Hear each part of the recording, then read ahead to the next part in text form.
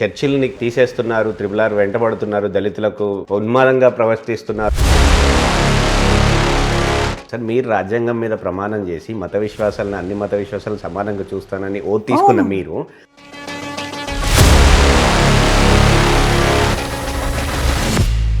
అంటే ఈ క్రిస్టియానిటీ ఓట్లు కావచ్చు, దళితుల ఓట్లు దూరం అయితే ఇబ్బంది కాదండి?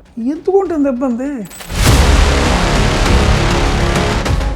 ఆడుతూ కింద పడితేనే ఎముకలు ఇరిగిపోయాయి, అట్లాంటిది మేము కొడితే ఆయన పరిస్థితి ఏంటి, క్రాక్స్ వచ్చి ఆగిపోతాయని ఆ టోన్లో వచ్చేటట్టుగా మాట్లాడిన దానికి ఒళ్ళు కోవెక్కి వాగుతున్నాడు అంటారు.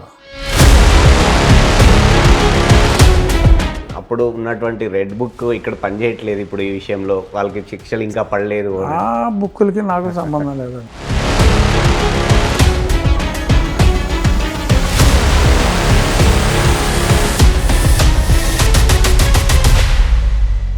ఒక ఎంపీగా ఉన్నటువంటి మిమ్మల్ని ఎందుకు అంత కస్టోడియల్గా టార్చర్ పెట్టాల్సినటువంటి పరిస్థితులు ఆ రోజు ఎందుకు ఉత్పన్నమయ్యాయి? జగన్మోహన్ రెడ్డి అనే వ్యక్తిని ఎవరైనా విమర్శిస్తే అతను తట్టుకోలేడు. కొన్ని విషయాలు మీరు మాట్లాడినవి కొంత గ్యాప్ పెంచాయేమో అన్నటువంటి, అంటే పవన్కి మీకు అట్లాంటిది ఏమైనా ఉందా?